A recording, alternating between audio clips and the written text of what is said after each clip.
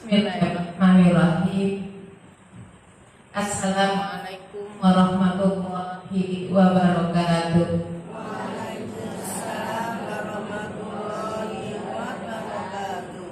Alhamdulillahirabbil alamin.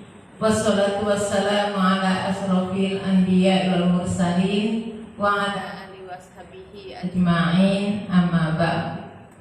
Raditu billahi rabban wa bil islami dina wa bi Muhammadin nabiyya wa rasulah. Rabbi zidna ilma warzuqna fahma. Amin.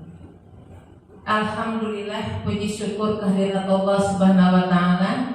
Pada sore hari ini kita bisa bersama-sama hadir di Masjid Muqtadin yang insya Allah kita semua dalam lindungan Allah.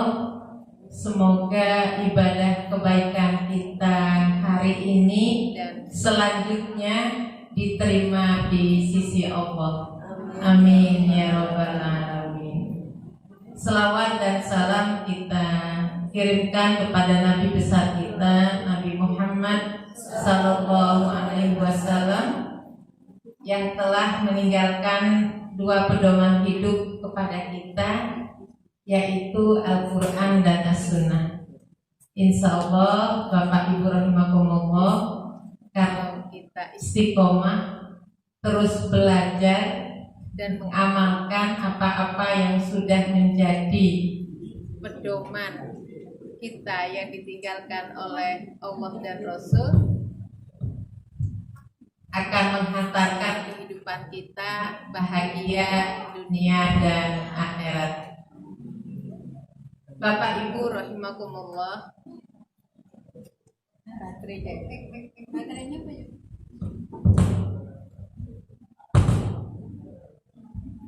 Sebenarnya suara saya tanpa mic juga ada, tapi untuk mantap-mantapan pada sore hari ini kita dipertemukan atas izin Allah. Kita bisa bersilaturahmi dan insya Allah bisa thalabul ilmi. Saya bisa belajar dengan Bapak Ibu sekalian, dan Bapak Ibu juga bisa belajar dengan saya.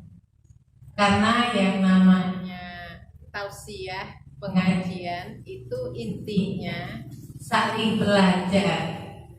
Jadi kita sekarang sedang melaksanakan apa yang menjadi perintah Allah agar kita tidak menjadi manusia yang merugi.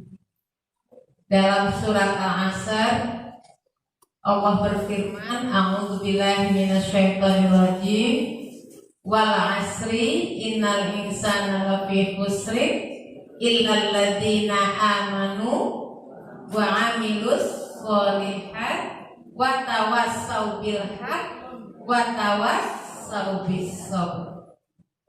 Jadi dalam ayat itu Allah bersumpah, Allah mengingatkan kepada kita semua demi waktu bahwa kita semua itu dalam keadaan merugi.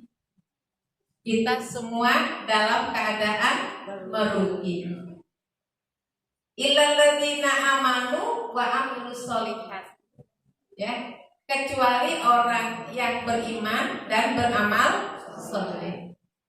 Bagaimana caranya untuk menunjukkan keimanan dan kesalihan amal kita? Kata Allah, wa tawassau bil haq wa tawassau bis sabr. Insya Allah sore ini kita sedang bergosip ria, sedang bercerita, berwaswasilah, menyampaikan tausiah bersama tentang kebaikan. Wa tawassau bil haq wa tawassau bis sabr. Untuk menyampaikan semua yang baik, kata Allah, syaratnya dengan kesabaran. Semoga Bapak Ibu kita semua dalam keadaan sabar sambil menunggu berbuka puasa. Sabar apa sabar nggih? Sabar nggih Bu, sudah terlatih. Sudah berapa hari nggih? Nah, malah tidak dihitung-hitung nggih. Ya alhamdulillah. Itu hakikat kebaikan. Tanpa harus menghitung-hitung amal-amal kebaikan yang sudah dilakukan. Nah, ini tema kajian saya sore hari ini. Jadi Bapak Ibu sudah bagus dan mengamalkannya, tidak menghitung-hitung. Pokoknya ngelakoni apa yang menjadi perintah Allah dan meninggalkan apa yang menjadi larangannya. Saya akan bacakan satu ayat dalam surat Al-Quran, dalam surat Al-Baqarah ayat 177.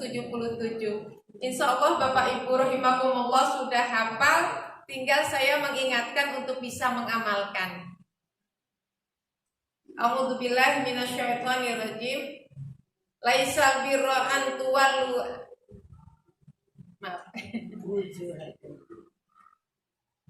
Laisal birra an tuwallu wujuhakum qibalal masyriqi wal maghrib walakin nabirra man amana billahi wal yaumil akhir wal malaikati wal kitabi wan nabiyina wa atal malu ala hubbihi zawil qurba wal yatama wal masakin wa banas sabil wasailina wa fir riqab wa aqama shalah wa ataz zakah wal maufuna bi ahdihim idza ahadu wasabirina fil ba'sa wad dara wa hinal ba'sa ulaika alladzina shadaqu wa ulaika humul muttaqun. Akhir ayatnya itu nanti yang menjadi inti hakikat ketakwaan. Oke, hakikat ketakwaan. Bapak Ibu rahimakumullah, kita dalam mengamalkan ibadah puasa ini pun pada bulan Ramadan menjadi kewajiban dari Allah untuk kita amalkan karena perintah Allah yang jelas, yang sudah pasti. Ya ayyuhalladzina amanu kutiba alaikumusiyam kama kutiba alal ladzina min qablikum la'allakum tattaqun. Sama akhirnya bicara tentang ketakwaan. Untuk itulah tema pada sore hari ini saya bicara tentang hakikat ketakwaan. Jangan-jangan ibadah puasa Ramadan berikut ibadah-ibadah yang lain sebagai keutamaan yang kita lakukan pada bulan Ramadan tidak bisa menghantarkan kita kepada ketakwaan. Untuk itu kita coba preteli sak janjane untuk menjadi orang yang bertakwa itu seperti apa. Nah, saya ambil ayat ini menjelaskan dengan cetok rinciannya. Rinciannya. Jadi kata Allah dalam surat Al-Baqarah 177 yang saya bacakan sebelum tadi, kebaikan itu bukanlah menghadapkan wajahmu ke arah timur dan ke barat.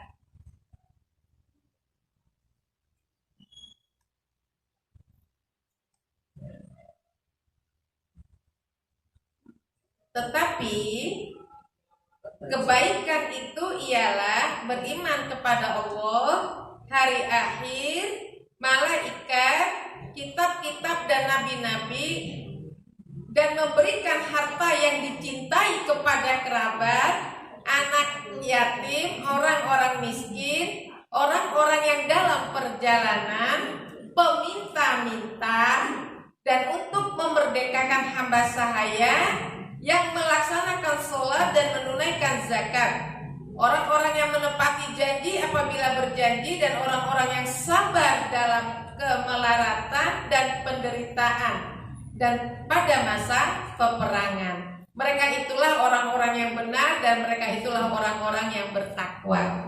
Nah, kita coba Bu, apakah nanti di akhir puasa kita bisa menghantarkan kita menjadi orang yang bertakwa dengan syarat seperti ini.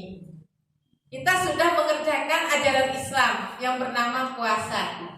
kita sudah sholat, bahkan ditambah sholat-sholat sunnah sebagai penyempurna dari sholat-sholat kita yang sudah diwajibkan. Lalu kita sudah bersedekah. Insya Allah setiap datang ke masjid kita mesti nyiapkan uang untuk bisa berinfak. Nanti kita diwajibkan juga untuk mengeluarkan zakat fitrah, gitu? Termasuk juga zakat mal. Kalau zakat mal tentu sudah ada ketentuannya bagi yang sudah memenuhi syarat-syaratnya. Insya Allah kita sudah memenuhi syarat yang pertama. Tapi mengapa Allah di ayat ini mengingatkan kita tidak perlu mempermasalahkan timur barat? Yang penting adalah bagaimana kita melakukan kebaikan, kata Allah begitu. Apa bentuk kebaikan di sini? Nah, yang pertama yang ditunjukkan oleh Allah adalah bentuk keimanan kita. Artinya keimanan yang sudah kita yakini, baik lewat hati, bahkan kita ucapkan lewat lisan, bahkan kita lihatkan lewat perbuatan, sudah mantap iman kita semua, insya Allah. Tapi apakah keimanan itu mendasari ibadah-ibadah kita selanjutnya? Nah, itu yang bisa menjawab tentu kita dan Allah. Tidak bisa orang lain melihatnya. Apakah kita sergap di masjid terus dikatakan bahwa kita sudah beriman dan berislam? Belum tentu, kata Allah. Belum tentu. Karena itulah hakikat takwa itu perpaduan bagaimana kita memadukan antara keimanan kita dan keislaman kita. Itu nanti terlihat dalam kehidupan sehari-hari. Jadi kalau Bapak Ibu sudah bersedekah tapi tidak disertai dengan senyuman karena masih memilih-milih warna uang yang akan dikeluarkan, berarti pertanyaannya sudah ikhlas apa belum? Kalau kita bersedekah masih melihat mana yang tidak kita gunakan, mana yang sudah kita pakai sehingga tidak kita pakai lagi, lah itu tidak termasuk kriteria orang yang berbuat baik. Ini yang bilang Allah, Ibu, bukan saya. Karena apa? Di ayat ini Allah jelaskan kalau kita mau bersedekah itu sesuatu yang kita cintai. Wangel Bu Mismangge, saya juga masih belajar. Untuk itulah kita sama-sama belajar bagaimana kita bisa bersedekah dengan barang, dengan harta yang kita cintai, yang kita sukai. Angel J, Sami, saya juga masih merasa berat, eman-eman, gitu ya, eman-eman. Sehingga ada bahasa kalau bazar, kalau mengumpulkan barang-barang untuk disedekahkan, barang pantas pakai, gitu ya, bahasanya ya, barang. Lah kalau kita saja sudah menganggap itu tidak pantas kok dikasihkan, berarti kita tidak termasuk kriteria yang bersedekah dengan yang dicintai. Ya, jadi keimanan tadi yang melandasi semua aspek apa yang kita lakukan, apa yang diperintahkan oleh Allah dalam kehidupan, itu harus kita bisa melaksanakannya, membayarkannya dalam bentuk memberikan harta yang dicintai.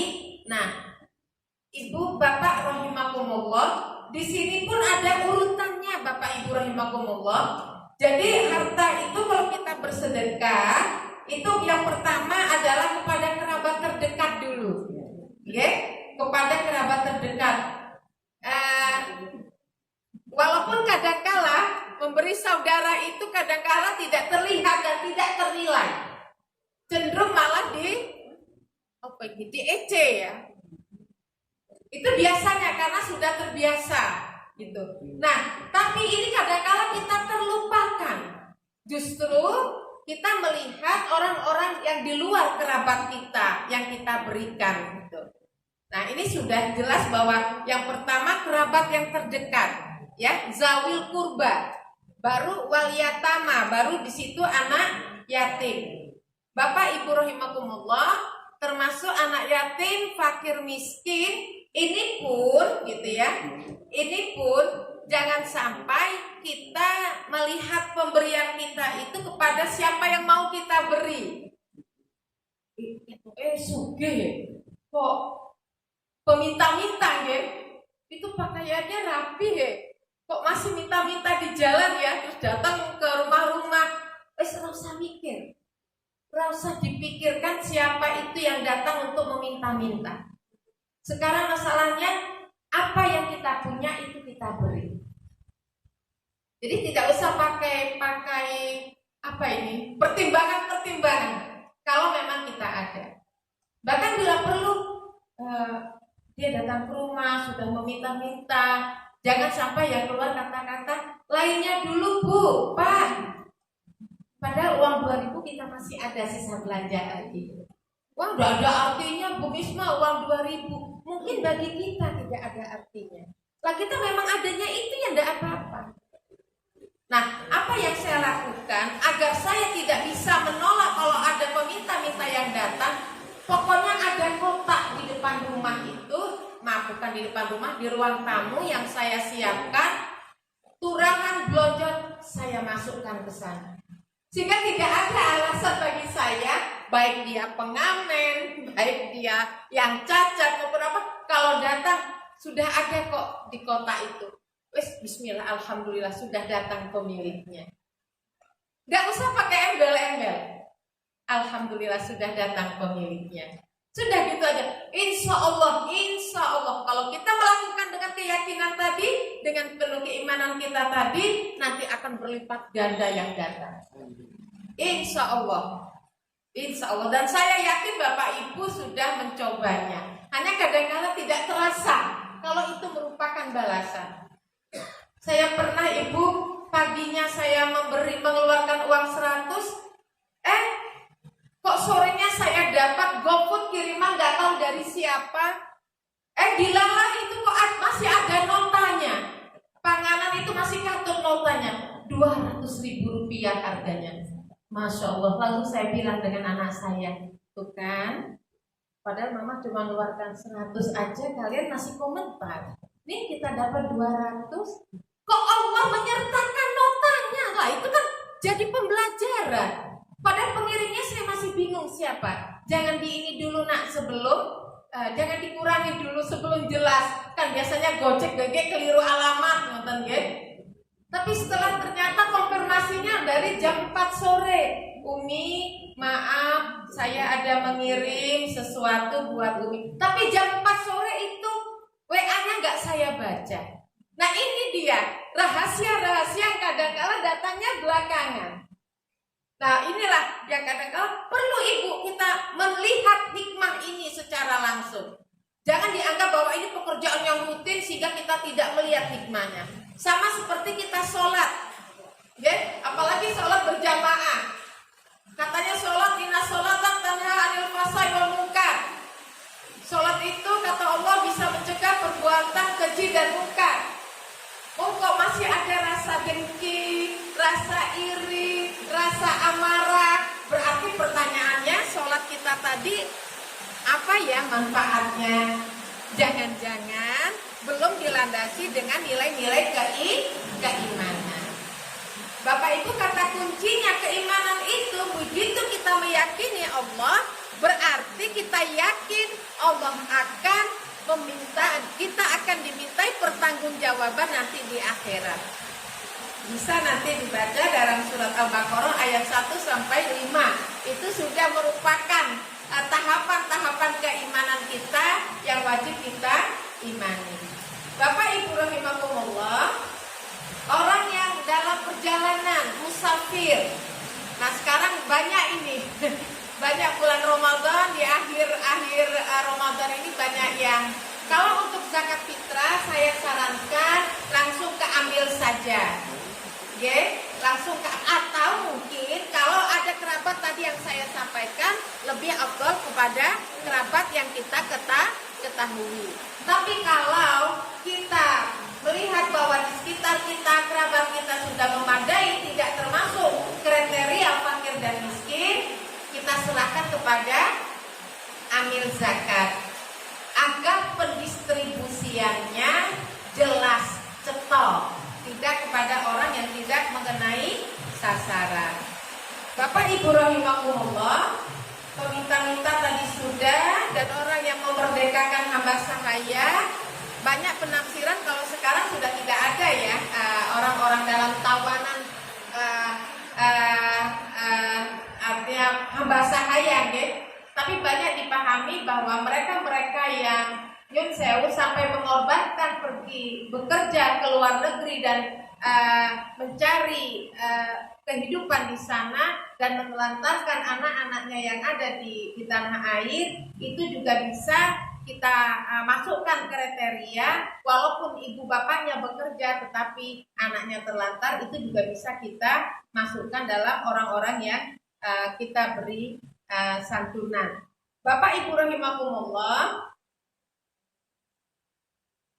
Nah, barulah Allah menjelaskan setelah itu kebaikan itu yang mana? Yang melaksanakan sholat, menunaikan zakat, orang-orang yang menepati janji apabila dia berjanji. Dan nah, ini juga rada angel-angel, tapi insya Allah kita bisa. Yaitu orang yang sabar dalam kemelaratan dan penderitaan. 3 tahun pandemi ya, Bapak Ibu rahimakumullah, itu apa menderita. Nah, kalau orang yang beriman itu bukan dikatakan penderitaan, tapi itu namanya takdir Allah gitu. Nah, bagaimana kita berikhtiar menerima dengan kesabaran apa yang sudah diberikan oleh Allah kepada kita, dengan satu keyakinan bahwa tidak ada yang sia-sia dalam Allah memberikan kehidupan apapun bentuknya. Kita saja yang kadang-kala mengukur bahwa itu adalah musibah yang lorok banget. Padahal kalau kita menerimanya dengan kesabaran, Allah jamin itu akan bisa menggugurkan dosa-dosa kita, termasuk kita yang dalam kondisi sakit, dalam kondisi menderita. Bapak Ibu rahimakumullah, kalau kita lihat bahwa Allah memerintahkan orang-orang Islam pada saat perintah itu diturunkan oleh Allah melalui Al-Quran dan dijelaskan oleh Rasulullah, yang ada kepada kita adalah sami'na wa ata'na. Itulah bentuk keimanan kita. Nah, agar perintah itu bisa mendatangkan keberkahan atas perintah itu kepada kita umat Islam, bagaimana kita melakukannya? Harus dengan ilmu pengetahuan. Dan alhamdulillah saya dengar ibu-ibu do sergep lek pengajian nggih. Alhamdulillah. Lek bapak nggih sergep. Paling tidak setiap Jumat ya, Pak. Nggih, boten Bu Misma. Sergep. Nah, sekarang masalahnya bagaimana kita terhadap ayat ini benar-benar bisa melakukan dengan apa? Sami'na wa ata'na. Dan itu memang sebuah perbuatan yang sulit bagi kita gitu. Tapi kalau ini kuncinya kita lakukan dengan keikhlasan, dengan satu keyakinan atau tadi keimanan, insya Allah semua tuntunan itu memang memerlukan perjuangan. Kembali kepada ketakwaan, kita dalam 1 bulan, gak main-main Allah memberikan kita latihan. 1 bulan kita disuruh menahan lapar dan dahaga serta hawa. Sama gak makan minum itu hawa nafsu tidak? Nah, kadang-kala makan minum itu kita tidak masukkan dalam kriteria hawa nafsu. Padahal podo Bu, Bapak. Coba lihat nanti. Ini kalau saya, mudah-mudahan ibu-ibu yang hadir ini tidak seperti saya. Jam 2 sudah mikir ada buku apa nggih. Oh, sama. Mau buka apa ya? Nah, jangan-jangan latihan kita nilainya nanti hanya 70. bisa 100 karena belum bisa menahan hawa nafsu. Makanya ibu-ibu sekalian, nih ibu-ibu yang banyak belanja Pak Nyun Sewu, sehingga yang antri minyak itu banyak ibu-ibu, padahal bapak ya butuh. Tapi yang disuruh antri ibu-ibu, enggak apa-apa Bu ya. Lah kok yang antri ibu-ibu itu kenapa gitu?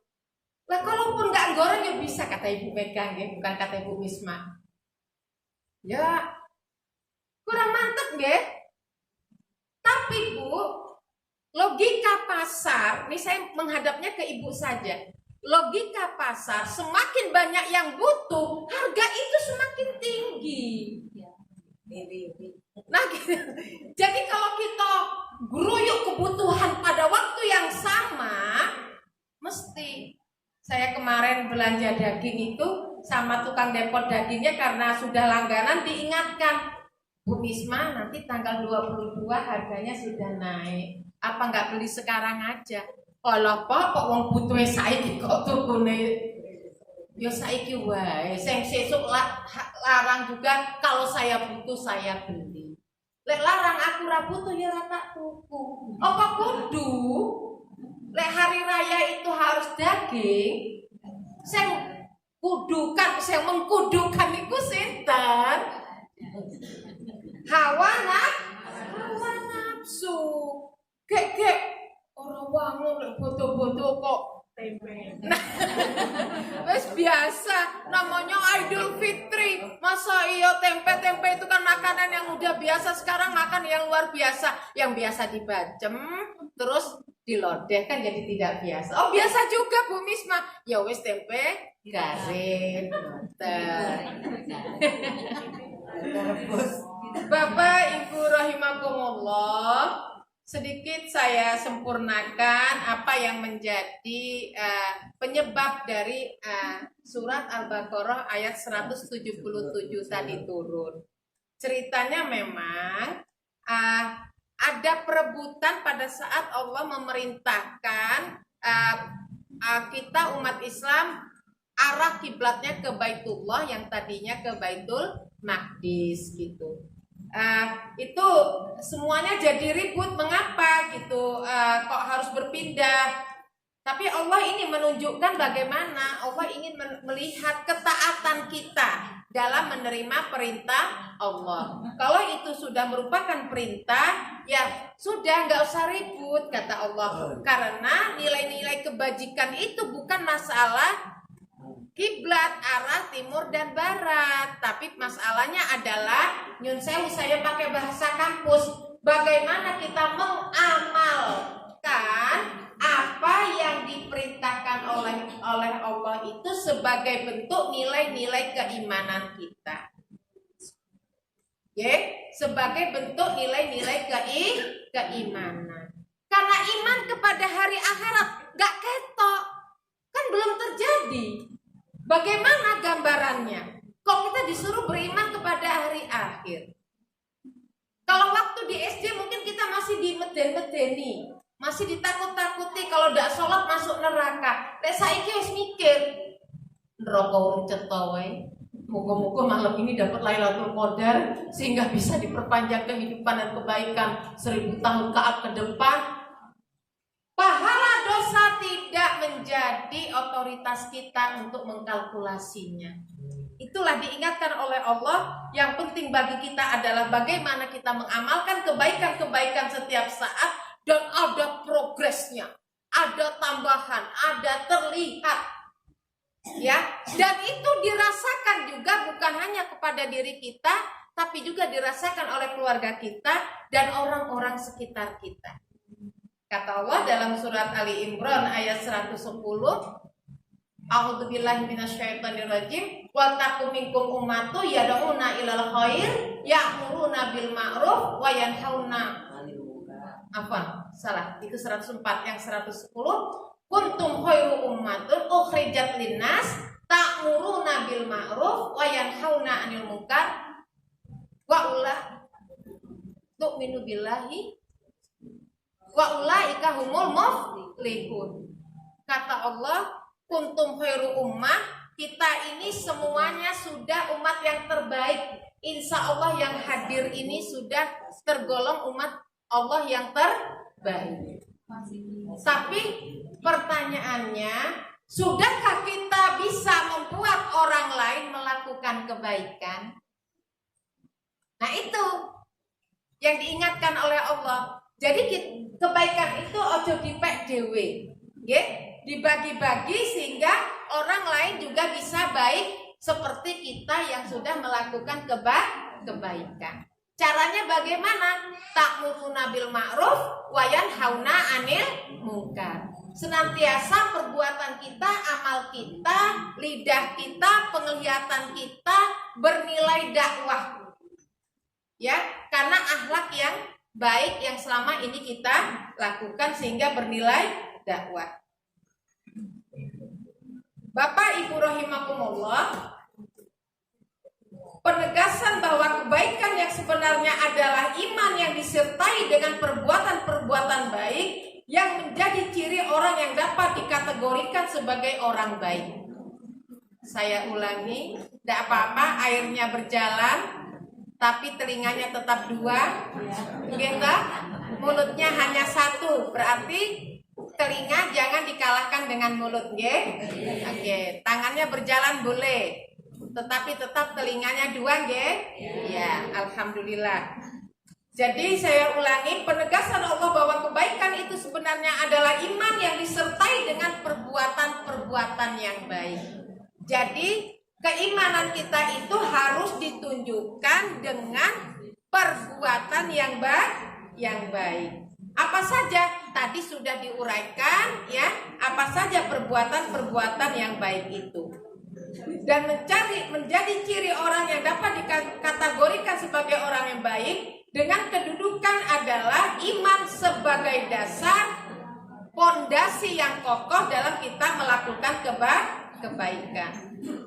Seseorang dapat melakukan kebaikan yang sebenarnya ketika, halo Bu, kapan ya dia bisa memperlihatkan, bisa melaksanakan kebaikan itu ketika jiwanya penuh dengan kepatuhan dan ketundukan. Sami'na wa ata'na.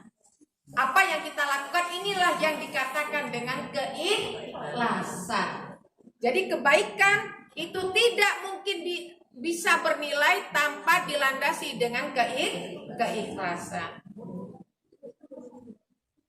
Bapak Ibu rahimakumullah, kebaikan di sini merupakan doktrin yang semestinya meresap dalam setiap jiwa kita, setiap langkah perbuatan kita agar bisa mengangkat derajat nilai-nilai kemanusiaan kita.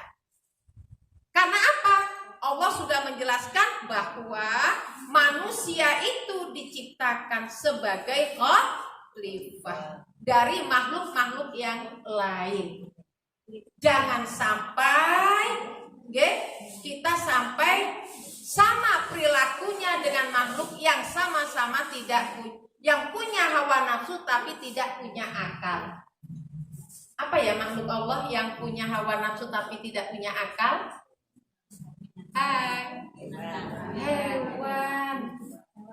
Hewan. Jadi Bapak Ibu rahimakumullah, kalau perbuatan atau amalan kita itu tidak kita lihat, kita urai dengan akal pikiran masalah baik dan buruknya, berarti kita sama dengan makhluk yang bernama hewan. Tapi sebaliknya Bapak Ibu, apabila kita hanya bertasbih memuji Allah, sholatnya mumpeng, zakatnya mumpeng, hajinya setiap tahun, tapi tidak ada nilai-nilai kepedulian sesama manusia, yaitu kita bisa jadi malaikat jadinya. Jadi nggak usah intervensi, manusia itu ada di antara malaikat yang senantiasa bertasbih dan hewan yang mempunyai hawa nafsu, tapi pembedanya ada akal pikiran. Sehingga ciri kita mukallaf itu orang yang sudah diberi beban untuk melaksanakan semua perintah Allah. Para fuqaha menetapkan dengan kriteria orang yang baligh dan berakal. Jadi kematangan jasmani dan rohaninya itulah nanti yang bisa membedakan, muncul nilai-nilai spiritualnya, intuisinya, rasanya. Semua kita punya rasa kasihan melihat orang yang tua renta akan menyeberang jalan. Tapi adakah kita langsung memegang tangan orang itu lalu kita bantu seberangkan? Nah, itu pertanyaan. Berarti kita baru punya nilai kasihan, tapi belum ada gerakannya, aksinya. Tapi saya yakin Bapak Ibu rahimakumullah, rasa kasihan, rasa cinta yang sudah diberikan Allah kepada kita, pasti Bapak Ibu sudah memberikannya juga, memperlihatkannya juga kepada orang lain dalam bentuk amal soleh. Bapak Ibu rahimakumullah, Allah Subhanahu wa taala tidak hanya cukup memberikan doktrin keimanan yang tidak nampak, akan tetapi langsung memberikan contoh-contoh kebaikan yang lahir yang bisa dilakukan oleh manusia. Seseorang baru dianggap melakukan kebaikan kalau dapat menyerahkan sebagian harta yang dicintainya kepada orang lain. Itu yang tadi saya sampaikan cukup berat. Iman yang dimaksud di atas adalah iman yang disertai dengan amal perbuatan. Bapak Ibu rahimakumullah, inilah dia yang dinamakan ketakwaan yang sebenar-benarnya, yang sesungguhnya. Nanti kita lihat ya Bapak Ibu, kalau melihat hasil dari puasa kita hanya pada Idul Fitrinya kita bergembira, bebas, merdeka gitu ya. Kita sudah tidak lagi ada halangan makan, minum, dan larangan hawa nafsu. Apakah 1 bulan kita menjalani ujian ini bisa membantu kita untuk senantiasa terpelihara 11 bulan yang akan datang? Kalau bisa, insya Allah ujian selanjutnya tahun yang akan datang kita akan lebih meningkatkan karena kita evaluasi.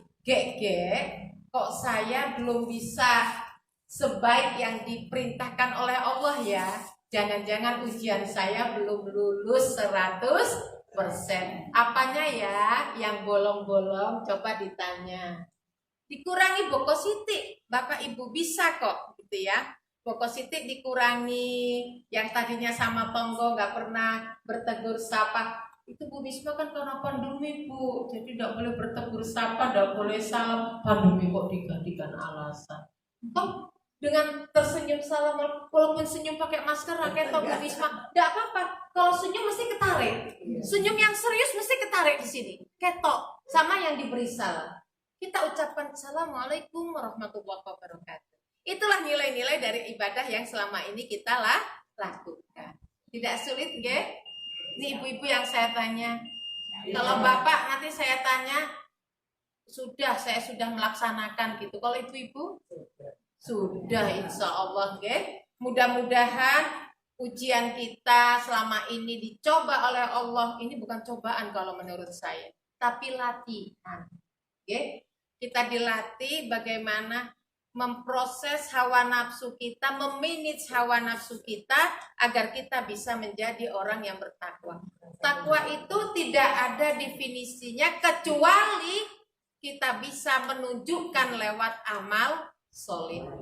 Sehingga saya ingat sekali Kiai Azhar Basir mengatakan manusia yang sempurna itu, ketakwaan yang sempurna itu melalui mukmin, orang yang mukmin, Muslim, orang yang Islam, mukhlis, orang yang ikhlas, dan terakhir baru katakan muttaqin. Baru keempat tahapan ini tidak bisa dipisah menjadi satu kesatuan, baru dia menjadi Islam paripurna.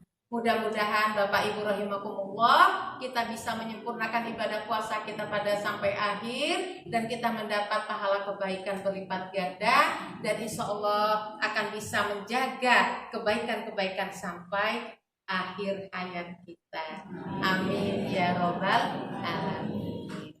Nampaknya itu dulu Ustadz yang bisa saya sampaikan. Semoga bermanfaat buat diri saya dan bermanfaat juga untuk semuanya. Tolong ibu-ibu yang bapaknya tidak hadir sore hari ini nanti disampaikan, G. Tadi kan pamit ya sama suami, G. Nanti ditanya, Ibu oleh-olehnya apa? Bu Misma membacakan ayat apa tadi? Surat Al-Baqarah ayat 177. Yuk Pak kita baca ulang nopo to karepe gitu nggih. Nah begitu juga bapak-bapak, dilihat yang ibunya nggak hadir, nanti bapak-bapak punya kewajiban untuk menyampaikan supaya izinnya itu betul-betul bermakna. Demikian, mohon maaf yang sebesar-besarnya apabila ada hal-hal yang kurang berkenan dengan keterbatasan yang saya punya. Billahi taufiq wal hidayah, nasrun minallah wa fathun qarib wa basyirul mu'minin. Assalamualaikum warahmatullahi wabarakatuh.